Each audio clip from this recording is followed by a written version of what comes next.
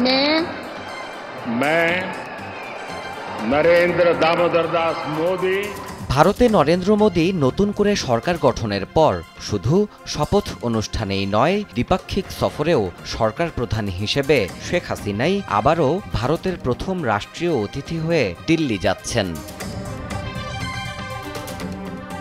একই মাসে দুই নিকটতম প্রতিবেশী দেশের শীর্ষ নেতৃত্বের এই সফর ও বৈঠকের বিষয়টিকে নজিরবিহীন বলছেন কূটনৈতিক বিশ্লেষকরা। কূটনীতিপাড়ার আলোচনা থেকে জানা যাচ্ছে, প্রধানমন্ত্রীর দিল্লি সফর সংক্ষিপ্ত হলেও এর ব্যাপ্তি সুদূর প্রসারী হতে চলেছে।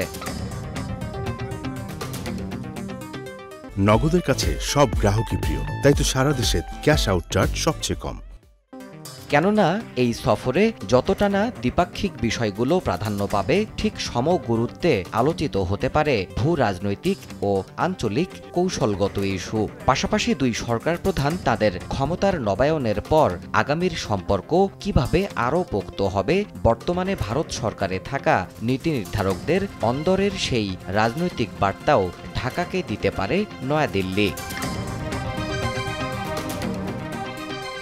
2022 সালের পর দুই প্রধানমন্ত্রী শনিবার আনুষ্ঠানিক দ্বিপক্ষীয় বৈঠকে বসবেন দিল্লির হায়দ্রাবাদ হাউসে। ওই বৈঠকে প্রাধান্য পেতে পারে ঋণ চুক্তি বাস্তবায়নে রূপরেখা চূড়ান্তকরণ, অর্থনৈতিক সহযোগিতা, বাণিজ্য, কানেক্টিভিটি, তিস্তা চুক্তি, বিদ্যুৎ জ্বালানি সহযোগিতা, প্রতিরক্ষা সহযোগিতার মতো বিষয়গুলো।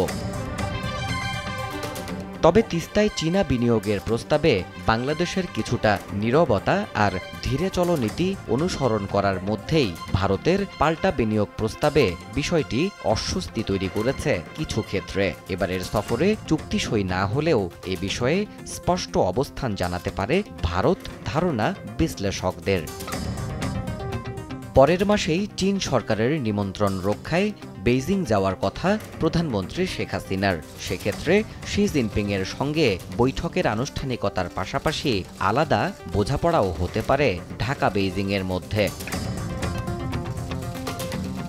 সব মিলে কাছাকাছি সময়ের মধ্যে এশিয়ার দুই শক্তিশালী রাষ্ট্রের সঙ্গে পরপর বৈঠকের সুযোগ বাংলাদেশকে কতটা এগিয়ে রাখবে সেটি এখন দেখার অপেক্ষা।